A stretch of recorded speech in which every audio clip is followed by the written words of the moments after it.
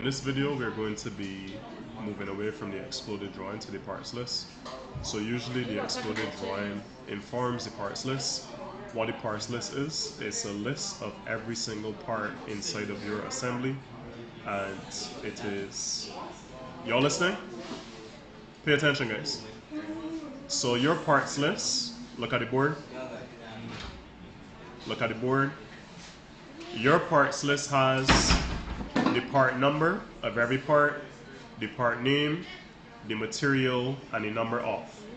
So what I did to begin, I just made a table and I wrote these words inside. So I didn't use any measurements. So we came here, part number, came across, part name, came across material, came across number of. Alright, so those are the names. So we adjust the table to suit. There are no measurements for this, you're just using any of your personal measurements, any measurements that you create. So I'll copy this measurement down.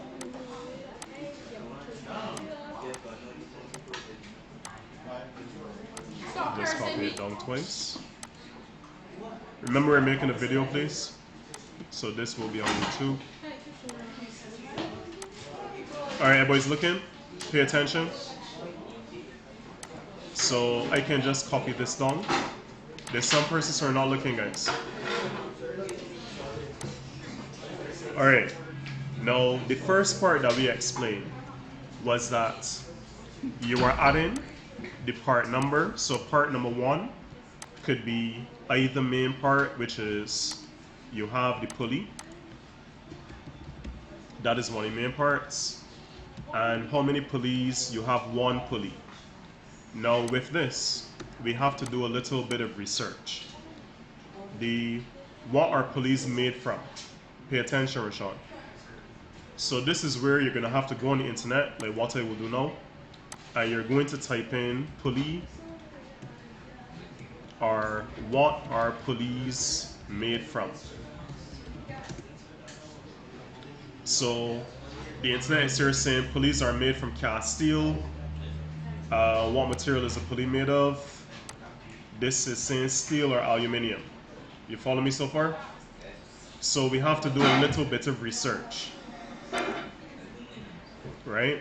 So the thing is, now when you choose a material for your pulley or for any of your parts, you need to explain a bit of the reasons why. Why did you select that pulley? So that material, sorry. And this will inform a second part of the write-up, which is your design justification. You understand me so far? Yeah. Alright, so what I'm going to do is, I'm going to add a section over here. Just going to make this a little bigger. And I will project these lines across.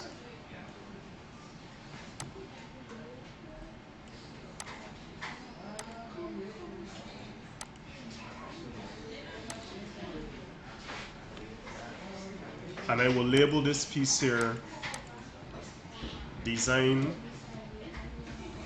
Justification.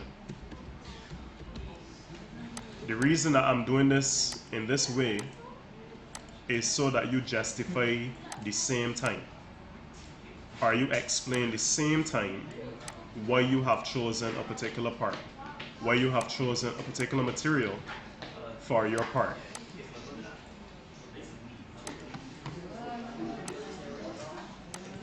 Alright, pay attention again. So, pulleys. Now what is being said here?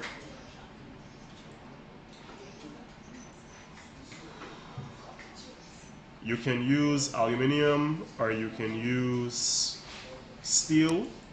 It is up to you which one you want to choose. Anybody knows what type of material is nylon? You don't know anyone that is a fisherman? Nylon is a type of plastic, okay? So, but with this here, this website is here saying that pulleys have been made from wood, cast iron, and steel. Now, if the parts are metal, do you think we can use a wooden pulley on this? No. Alright, so let's say I choose cast iron for mine. Rashawn, you paying attention? So I'm going to put here in the material cast iron. Now what I need to do is I need to justify why cast iron is a good material for a pulley.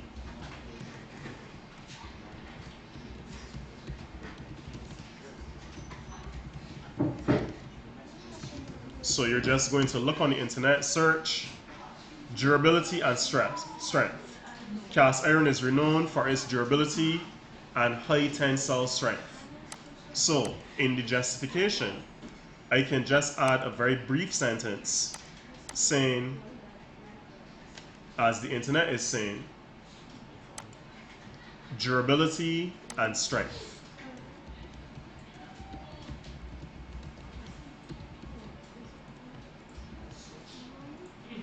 And then I will add wire pulleys made from cast iron, a dense and strong material that can withstand heavy loads. So I will actually copy this piece in.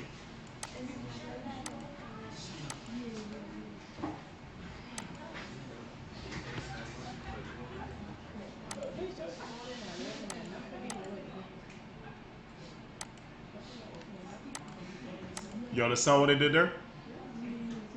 So durability and strength, and I will just edit this to say can withstand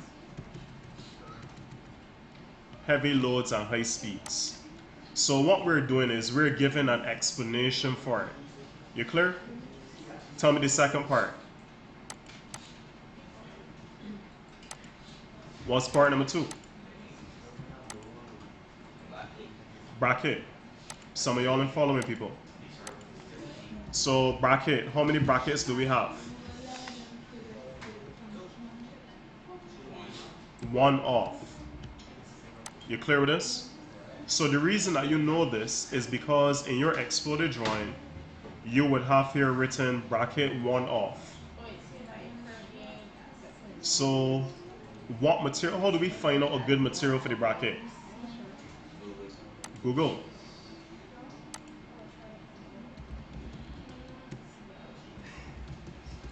What is a good material for a metal bracket? All right, so steel, aluminum, stainless steel. So I'm going to use stainless steel for this one.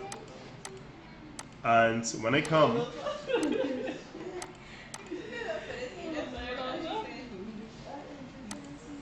remember I have to give reasons why.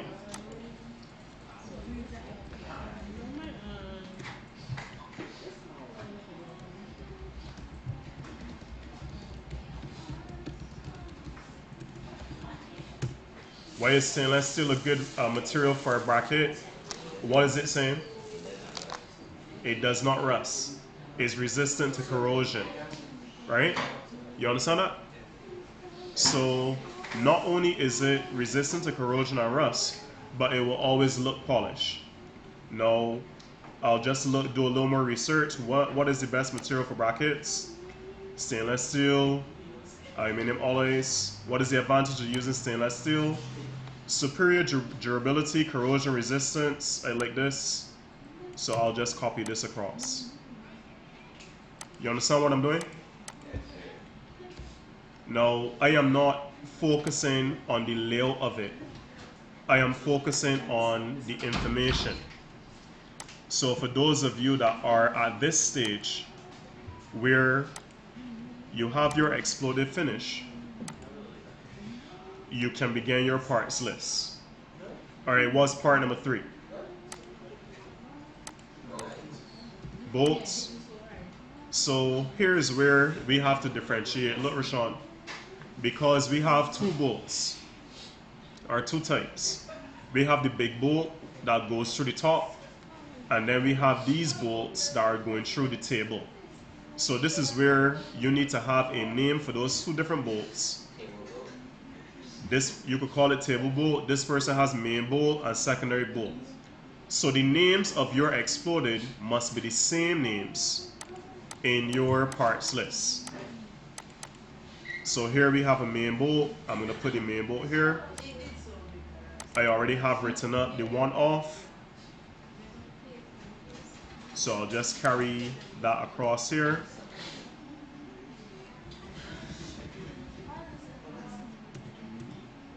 You understand that? So what do I do now? So we look up good material for bolts. You understand what I'm doing, Shaughnessy? So a bolt is a fastener.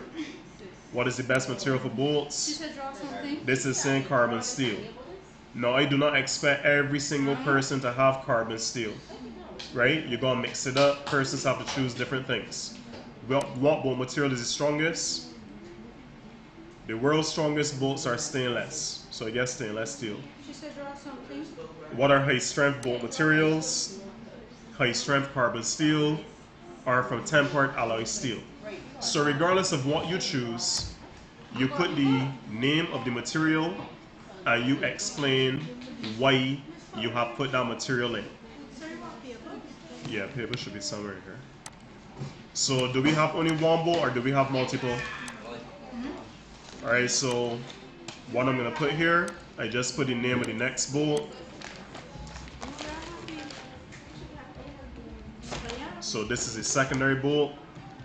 And for the main bolt, there's only one. For the secondary bolts, I think I have 4 off. And we do the same thing again. Coming over here, how many washers do we have? How many washers? How many types of washers? 2. So we got main washer, we got secondary washer. So we come back here, and we're gonna put main washer. Now it all depends on your name for it. And we're gonna put secondary washer here. Remember we're recording, please. So, you understand what we're doing?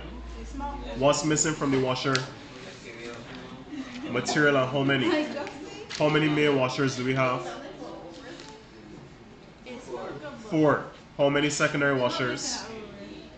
So when I come over here, this makes sure that what is in the parts list aligns with what is in the exploded drawing.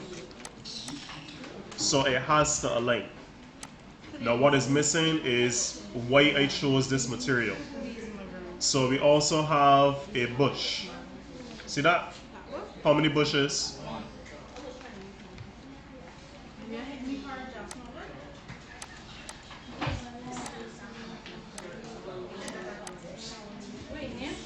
So another name for a bush is a bushing. So when we come here, I'm just going to type metal bush.